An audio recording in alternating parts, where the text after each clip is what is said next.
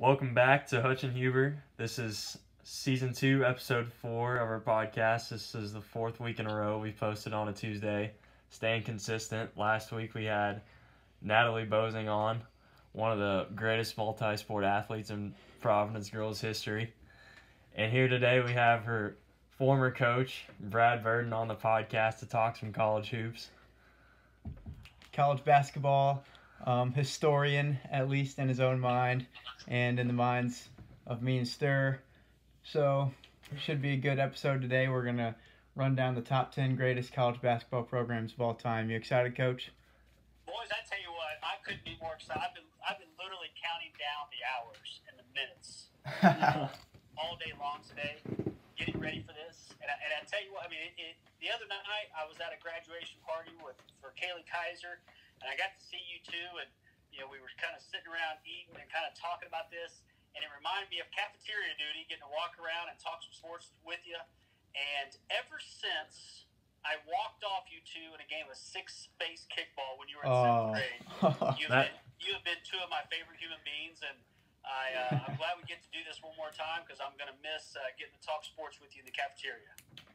We're definitely going to miss it too. And that was from junior high, I think, 7th or 8th grade. That was your 7th grade year, yeah. I just want to make sure you guys don't forget that. Oh, well. I don't think I played six-base kickball since then. Well, why would you after getting humiliated? Walk-off. I think that was like an 18-run home run or something, 17 It run. was, yep. In our defense, I think we were only about 90 pounds back then. Well, that's true, but I was probably 30 pounds overweight, so. Fair enough. You said that you've been counting down the hours and the minutes. I bet so have all of our 30 listeners. They've been counting down. And since I took a little dig at you, I'd be remiss if I don't mention, I was one of your 30 listeners who listened to your last podcast there with Natalie Bozing, and I'm glad that, you got the JV game out of the way and she was my warm-up back so you could have the varsity game on tonight. We appreciate that very much. Yeah. So what we're going to do here is run down our top 10s real quick, and then we'll break down each spot going from 10 to 1. Stir, you want to start off giving your top 10 real quick? All right, so at number 10, I have Villanova.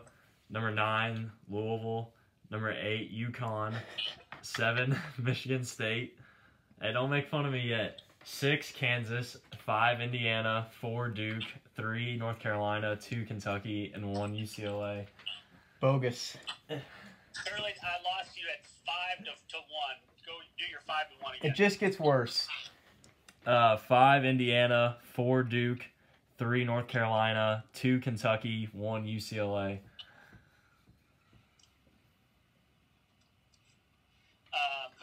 Who's your number 5 again? Indiana. Who's your 6th? Kansas. All right, that's where I screwed. Who's your 7th? Michigan State. 8th? UConn. 9th was Louisville. 10th was Villanova. Okay. Yeah. All right. And I will go a little slower for you instead of doing them all in 8 seconds. Thank you. So 10th, I have Connecticut. 9th, Villanova. 8th, Michigan State. 7th, U of L. 6th, Indiana. 5th, Kansas. 4th, Duke. 3rd, UCLA. 2nd, North Carolina. And of course, number 1, the greatest program in all of the land, Kentucky. Knew it was going to happen. Huber, I'm still off on you. You go UCLA, UNC. UCLA, Kentucky, then UNC. Okay, that's where I missed it. Okay. Then UNC, then Duke. Okay, got it. All right, so I'm glad that you guys both did some research, but you're both wrong. Sterling's more wrong, I'm sure. Sterling's more wrong than you, Bryce, I will admit. My criteria is a little different. So number 10 is Villanova. Number 9, one that neither one of you had, but according to my spreadsheet, Ohio State is number 9. I had them as an honorable mention. I had them 11th. Yeah, and then Michigan State, then Louisville 7th, IU 6th, Kansas Kansas 5th, Duke 4th, North Carolina 3rd, UCLA 2nd. And as much as I hate to admit it, but since we're talking facts here, it is the Kentucky Wildcats number 1. Thank you. We may have to import a confetti sound effect on the podcast right there. And we talked about this the other night, but let's just to clarify for the listeners across the globe, we did not take into account any vacated wins or championships from any program. Not just one in particular, but any program. We didn't. Well, what would the one in particular program that the one time that the NCAA just acted out of just complete, just not following their tradition whatsoever, and actually vacated a title? Because I don't know about you, but I know where I was April 6, 2013, and I clearly saw the University of Louisville beat Michigan in the NCAA championship. So I think it was April 6. I saw Luke Hancock making those 3-pointers left and right. Speaking of that game, how about who's the guard from Michigan that came off the bench? Walton? Albrecht. Spike Albrecht. Spike. He is now a GA at Louisville. How about that? Interesting. It's a good name, Spike. It sounds more like a dog's name, but it's kind of cool. Your hair. You know what I got to give him credit for? So he got like his 15 minutes of fame because of that game, right? Sure. And he did a shout out and tried to get a date with Kate Upton after that. I mean, if you're gonna do it, that's the time, I guess. It's worth a shot. You're gonna go. I mean, you might as well go now. But, I don't think it was successful, but because she's just like Justin Verlander or something like that. So He throws gas. all right. So should we break this down? I believe we should start off at number 10. All right. So you guys both had UConn. I mean, Huber had them really high on my numbers. Let me just break down for you my criteria here. I have championships, Final Fours, Elite Eight, Sweet 16, tournament appearances, and then first-round draft picks. UConn on my sheet is 11th, so they just missed the cut. Of course, they had the 4 titles, so they were up really high in that. But only 5 Final Fours. And so what I did is I gave 20 points for championships, 10 points for Final Fours, 5 points for Elite Eights, and then 2 points for Sweet 16s, 1 point for a tournament appearance, and 1 point for a first-round draft pick. So they had a combined score of 281, 10 points behind Villanova. So that's where I was on that. Okay. As far as criteria, we have similar criteria as far as we also have national titles, Final Fours, Elite Eights, Sweet 16s. But I decided to throw in all-time wins and winning percentage, leave out tournament appearances and first-round draft picks. I got to disagree with you on the first-round draft picks. I mean, it's something to look at, I guess, but at the end of the day, I don't really think it would impact my feelings on who's a better program. I got that. I was just trying to throw something out there. I mean, you would be... And that's coming from a Kentucky fan, a Cal guy. Also first in that category. Right. They were 1 ahead of Carolina by my tabulations. I believe it. I placed a heavier emphasis on tournament records / tournament win percentage, and then, of course, national titles. If I have UConn at 8, because I mean, 4 national titles. That's I think that's 6 all time. Right, but the 5 Final Fours is definitely not 6th all time. I had UConn 10th myself. Coach Burden, who'd you have 10th? I had Villanova 10th. Sterling? Yeah, I also had Villanova 10th. Okay. I had Villanova at the 9 spot. But it was close for me between Ohio State and Connecticut. I know, Coach Burden, you have Ohio State 9th. Ohio State has 6 more Final Fours, but 3 less titles. And I had to give Connecticut credit at the end of the day for winning those 4 national titles.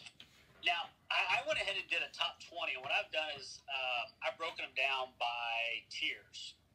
So I like that. I have Kentucky, UCLA, and North Carolina and Duke as the top tier. Because in my my criteria, Kentucky has 721 points, UCLA 647, UNC 629. Duke, believe it or not, drops off 100 points behind UNC all time to 523. But then it's a 100-point gap to Kansas, and then an 80-point gap to IU. IU and Louisville on my criteria are only separated by 2 points, 344 to 322. Michigan State not too far behind at 304. Now, there's not much of a gap between Michigan State and Ohio State on my bracket. But then, so my third tier is Ohio State, Villanova, UConn, Syracuse. And then it gets down to like Oklahoma State, Cincinnati, Arizona, Arkansas, Georgetown, Florida, NC State, UNLV. I did not have Virginia in my top 20. I went to 17 and also did not have Virginia. But I very much so agree with you on the tiers. The top tier is definitely Kentucky, UNC, UCLA, Duke. And we have a slightly different order, but I completely agree with you that is the top tier. Definitely a drop-off when you go down to Kansas. Yeah, I mean, most people one of the things in sports media is they definitely consider Kansas to be a blue blood along with, and I think IU gets credit to be in that category as well, but mathematically it does not add up. IU is much closer to Louisville, Michigan State all time than they are to UNC or Kentucky all time. Totally agree, and I agree even more so with Kansas getting too much credit from the media. I think you hear stories about the Peach Jam there in Georgia and Bill Self and being all buddy-buddy with the media, and maybe he gets some more credit than he should. But Kansas definitely gets too much credit. I also have Kansas and Indiana as like that tier below the Blue Bloods. I don't consider Kansas. Well, coming from an Indiana fan, I don't consider them a blue blood or Kansas as a blue blood anymore. But I also have that same top four, but just in a different Kansas order. has had more recent success than IU, obviously. Yeah. But I mean, so is Purdue Fort Wayne.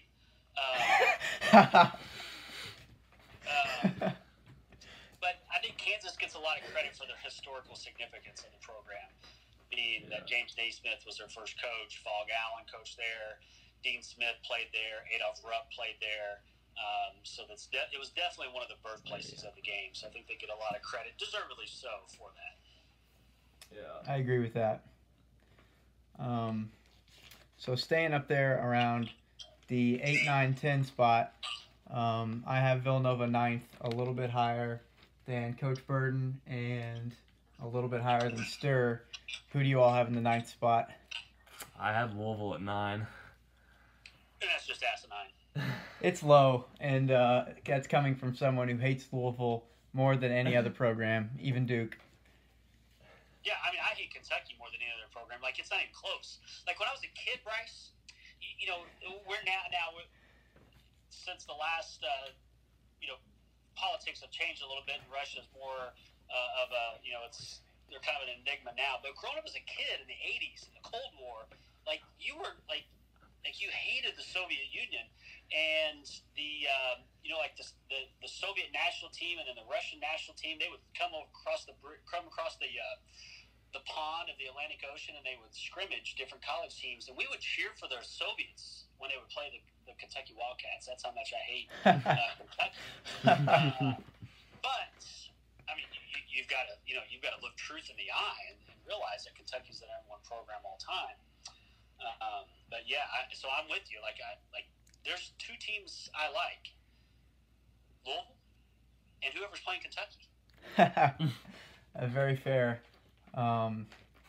It is dimmed down just a little bit for me. Louisville I still hate them with a passion, but about 4 or 5 years ago when they still had Patino and I was a youngster, a young boy, I watched almost every Louisville game to root for the other team. Nice. Probably, it's a little bit better now with Chris Mack. He's very likable. Well, he's fair. I'm waiting for him to do something. I'm hoping that he does something that I hate. So, as somebody who, me and my wife both have graduate degrees from that fine university, and have been a lifelong fan, growing up in Southern Indiana, surrounded by IU and Kentucky fans, because it's not like it is today, where it's an even third split. Your parents could tell you when we were kids, Now, right here in Clark and Floyd County, maybe there was a little bit more, but I grew up a little bit further west from here, even though my dad lived here. It was very much Kentucky or IU, and I was like a man on an island. Like, I was like Braveheart, man, with the British coming after me, with the Kentucky and IU fans. And I stood my ground and planted that Louisville flag proudly.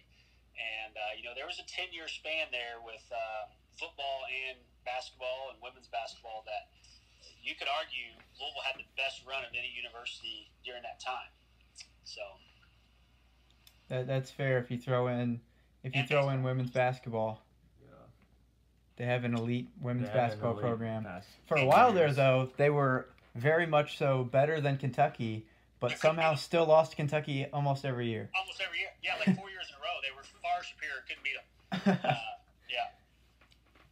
But Matthew Mitchell almost got fired.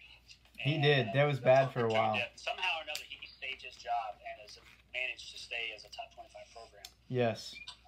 It was bad for a while. But It was. Sterling definitely low on I would like on to the mention cards. that Louisville, out of all the teams on my list, has the lowest tournament win percentage at .633, while most of the teams are above 70% or above around the 69 percentile, and they're down to 63%, which I took into a Interesting. big consideration. 'Cause I feel like Did you extrapolate out those forfeited tournaments? no, I did not. I kept those in there. That's interesting. 76 and 44. I did not look at that stat, so. But that still doesn't change my opinion on Louisville being 7th instead of 9th. Yeah, ninth is just incredibly low. And then Sterling has Connecticut at 8, which is much too high. I have Michigan State, and I believe you do as well, Coach Burden. I have Michigan State 8, yes. Yes, that's very fair. And I think that you mentioned that they were very comparable to Ohio State, but they just have an extra title, which is a Few big more deal. titles. Or do they have 3 titles? 4. Michigan State has 2. Oh, Michigan State has 2, but Connecticut. Ohio State has more Final Fours, more Elite Eights. I thought they both had 11 Final Fours. Am I wrong? On my calculations, I have Michigan State 10, but I could Okay. I could be proven wrong on that. I'm not going to take that, as like I'm Does gonna fight Izzo with get a that. vacated Final Four? I may have. I don't think they have a vacated. I'll see what I can find here real quick. So I'm not going to take I know every Michigan State Final Four, so I could have easily had an error in my calculations. Sure. They are very comparable, though. Their win percentage is within 1/1000th of a percentage point of each other. They have similar win totals. But just Michigan State has that extra title, and that's enough for me to make them 8th and Ohio State 11th. I have Michigan State with 10 Final Fours, Okay. according to Wikipedia. Fair enough. Very reputable website if you need to write a paper. 97% accurate. Yeah, I mean, it's not peer-reviewed science journal or anything, but I think we could rely on them for Michigan State's Final Four total. I think so too. So then, Coach Burton, am I correct that you have Louisville at 7th, along with myself? I do. With the 3 national titles, 10 Final Fours, 24 first-round draft picks, 41 tournament appearances, 2 more than IU, by the way. That is interesting. I will go with you on tournament appearances being relevant. I think I probably should have used that as part of my criteria. This is going way back, and there's periods of time where I couldn't even tell you who won the tournament. But I like to study the ancient history of the game. And I did not put this in my criteria, but this is where I give so just based on my spreadsheet, IU is 2 points ahead of Louisville, but I do think all-time Louisville is slightly ahead for 2 reasons. Number one, they've been more relevant in your all's lifetime. 2, up until I had to really dig to kind of find when the tide turned, but it was the mid-50s the tide turned, and before that, the NIT was actually the more premier tournament. and Louisville did win an NIT championship in the mid-50s before the tie turned. Hey, Indiana's been in that the past few years. Sterling would argue that it's still the It's premier still the tournament. premier tournament. NITs don't count, Sterling. So you're saying that I thought you had. Kentucky also has an NIT title. During Yes, that they time do. when the NIT was the bigger tournament. Is that part of one of the eight? Yes. No, that's not part of it. No, these are NCAA. I did not count that in any of my calculations. So you're saying that Louisville, you think that Louisville has been better historically than Indiana, but you have Indiana still one spot ahead? Well, I have Indiana one spot ahead just of my calculations of the things that I plugged in. Numbers don't lie. But the human element Sometimes to they do. this, I would flip-flop IU and Louisville. Interesting. On my actual calculations. Okay. I still would have Indiana ahead of Louisville, and I'm sure Sterling's going to have something to say about this. But 2 more titles, and let's see, where's Louisville in the Elite Eights? Louisville actually has 2 more Final Fours and a few more Elite Eights, but 2 titles I think is a sizable gap. 14 appearances, and keep in mind 3 of IU's or 2 of Indiana's titles were at the time when the NIT was the bigger tournament. Just saying. Sterling, Are we counting Louisville's 2013 championship? Yeah, I mean, fair enough. I mean, so I'll concede that Louisville is one spot behind IU all time. I'll concede that. But then are we also counting Kentucky's tournament appearances / tournament wins from the 90s? Is there an asterisk? I did not vacate any tournament appearances. First of all, those aren't from the championships. 90s. Those are from the late 80s, Oh, well, when we weren't even all that great.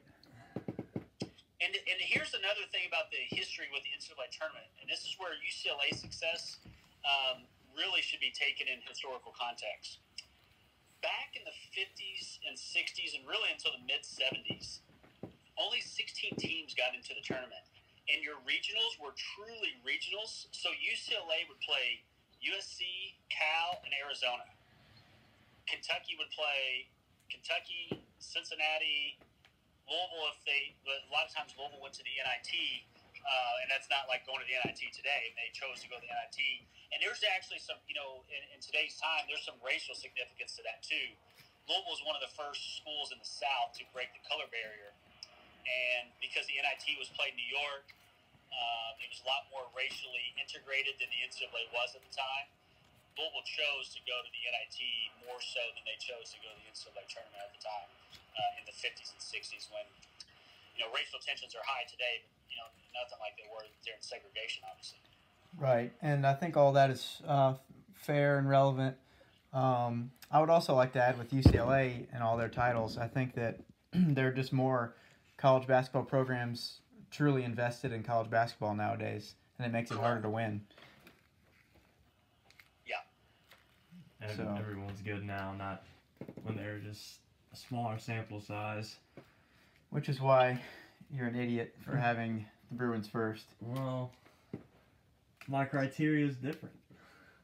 So I do have a consensus, kind of, an average of all of our 3 rankings, and it goes Kentucky, UCLA, UNC, Duke, Kansas, IU, Louisville, Michigan State, UConn, Villanova, which I believe is almost exactly Hutch's, just with flipping Villanova and UConn there. And flipping, I believe you said UCLA second? Yeah. I actually have North Carolina second, and I know we disagree on that one, but I think that I value North Carolina's consistent success over UCLA's. And North Carolina, a couple key numbers for me on that one. North Carolina is 3rd all-time in titles, but they have a 73.6 all-time win percentage compared to UCLA's 68.7, and they have many more all-time wins to go along with that consistent success. So I went with North Carolina over UCLA.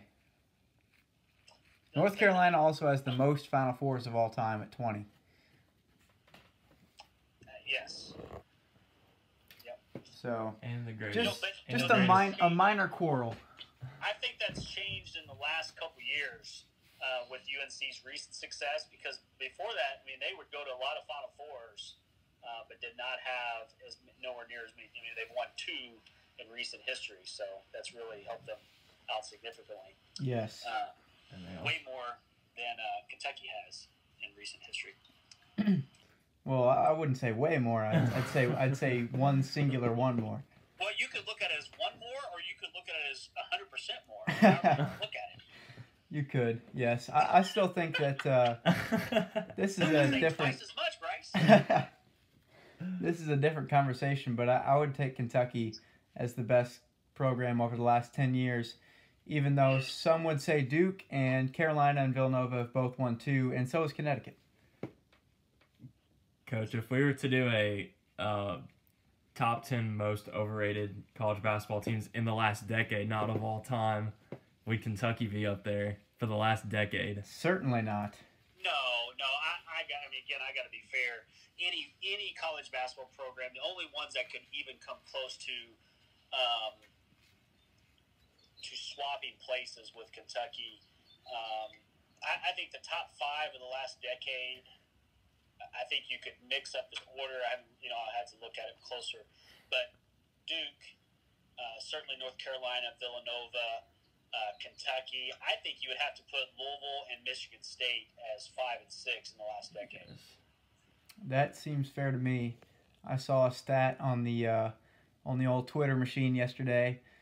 Kentucky has the most tournament wins in the last decade with 28, and second, I don't remember who it was, but second was 24. So they had a sizable margin in tournament wins. That sounds right to me. I mean, Louisville's got 3 Elite Eights, 2 Final Fours, and a championship in the last decade. I mean, I think they got to be right there, 4th, 5th during that time. Again, we're not doing the draconian rules of the NCAA and vacating championships. Well, I agree with you there. We got a couple Sweet 16s. A couple NITs, a couple losing seasons. So, Sterling, I think I've asked you this before, and I've asked a lot of IU fans this. And I want you to really dig into your soul here and really look into the mirror and evaluate your conscience and your morals and your ethics here and answer this question completely honestly. If you could rewind back to 2001, you could hop in your DeLorean with Doc Brown and Marty McFly and go back to 2001. And Rick Pitino, instead of walking off the plane at Stanford Field here in Louisville, he walked off the plane at whatever regional airport is in Bloomington. And he's the coach at IU. And you get, during that time, 3 Final Fours, 5 Elite Eights, and a championship. But you have all the scandals that he brought down upon our fine institution.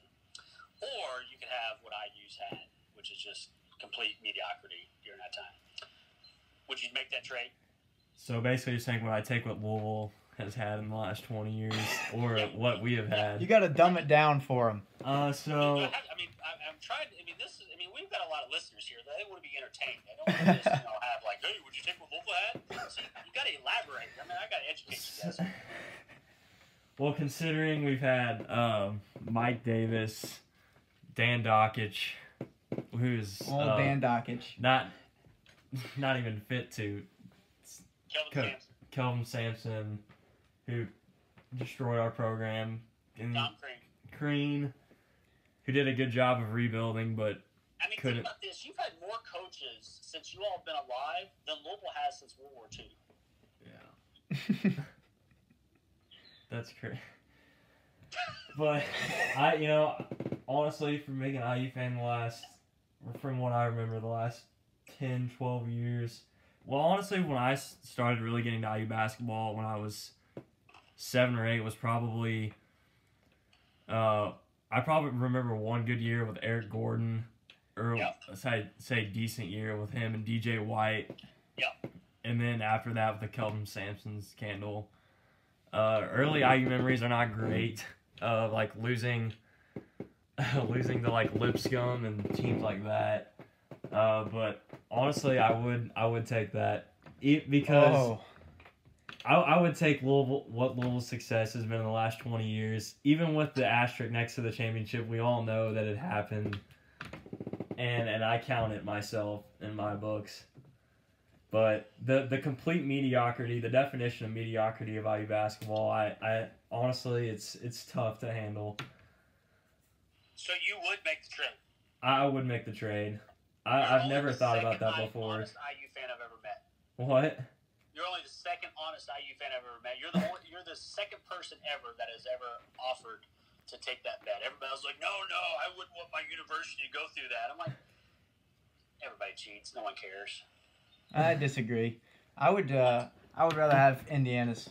Maybe that's colored by my hate for Ricky P. When you're a Kentucky fan, it's easy to say that. There's nothing worse in this world than mediocrity. No. I would argue that the scandals are worse. I would personally, because we got championships. Well, it's better than nothing.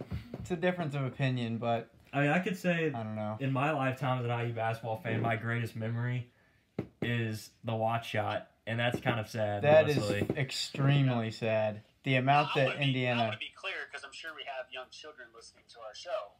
I'm not condoning anything. Oh, obviously not. Especially with the, the women of night that were in the Minority Hall. Like that was. I read the book the night it came out, and I was laying in bed next to Mrs. Bird, and I said, I'm pretty sure with 99% accuracy, every bit of this happened, and I'm appalled.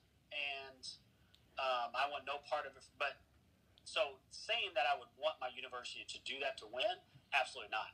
But just whatever, if you got to go on probation, but you get the wins, like I'd rather have the wins than not be on probation. If you told me I got what happened on the court strictly, I would take that in a heartbeat.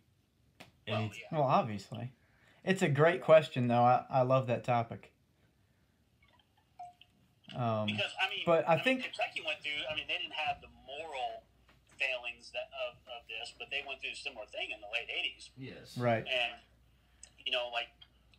would you rather have Rex Chapman or not? Well, yeah.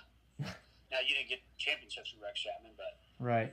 But how about the fact that more probation could possibly be coming from that third scandal, the FBI scandal? Does that change anything? Is that third or second? Well, it's second. It depends on how you look at it. If you count the Italian restaurant, or that's not a college basketball scandal, but it's just a moral thing, right? Right. So, right. Well, it doesn't change the way I look at it versus the Louisville versus IU argument of the last 20 years. That's fair. But what I do hope that the NCAA takes into account, and this is where I think the University of Louisville gets credit that no one is willing to give them. The University of North Carolina had a fraudulent university. They set up a whole fraudulent college within their university for their students to take fake classes.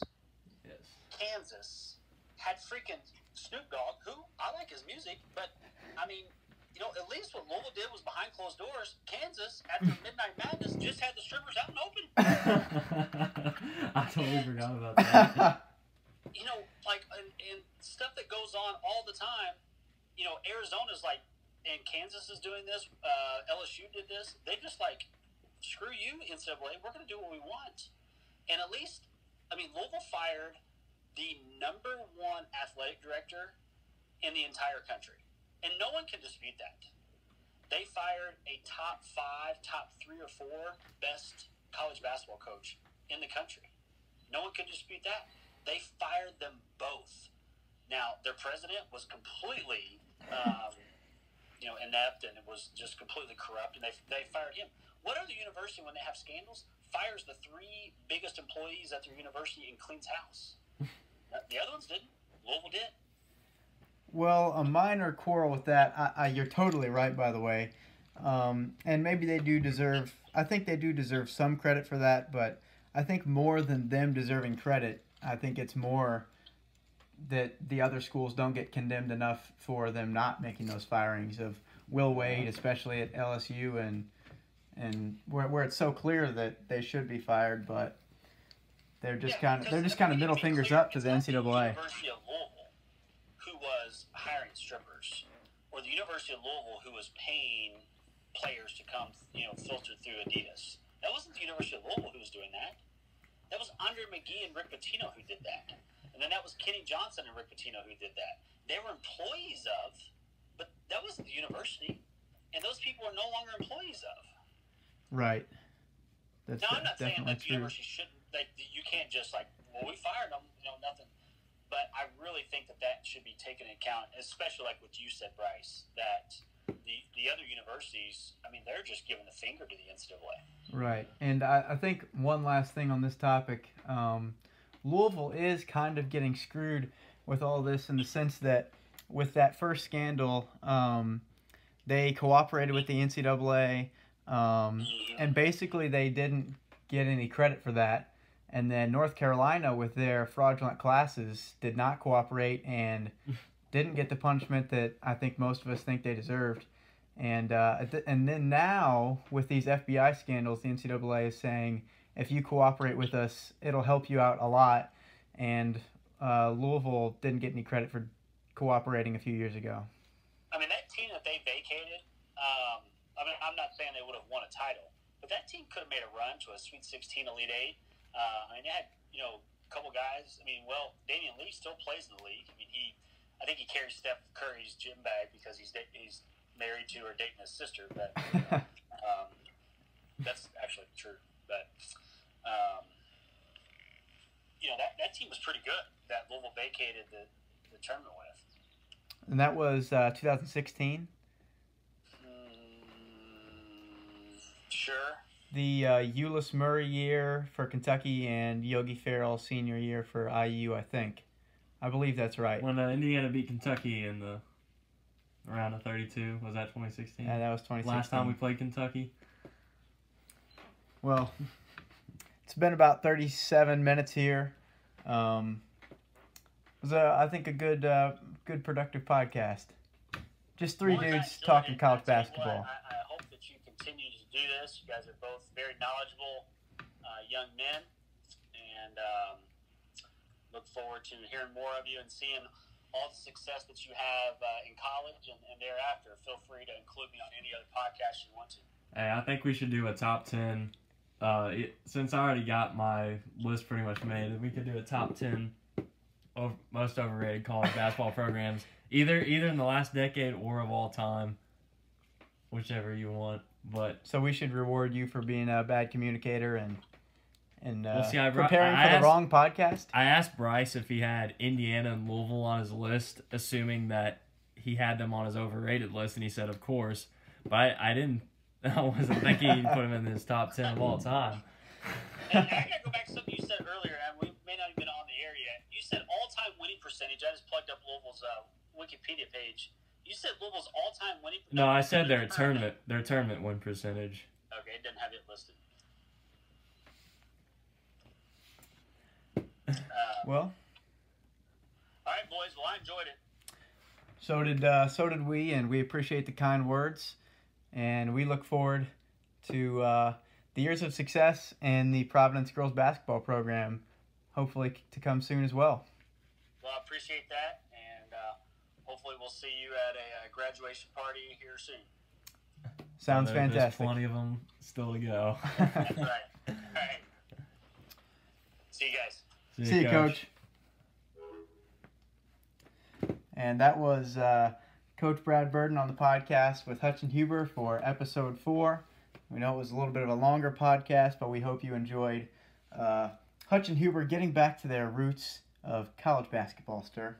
And getting back to our roots of these extra long 40-minute podcasts that we've tried to condense, but lots of great content here tonight.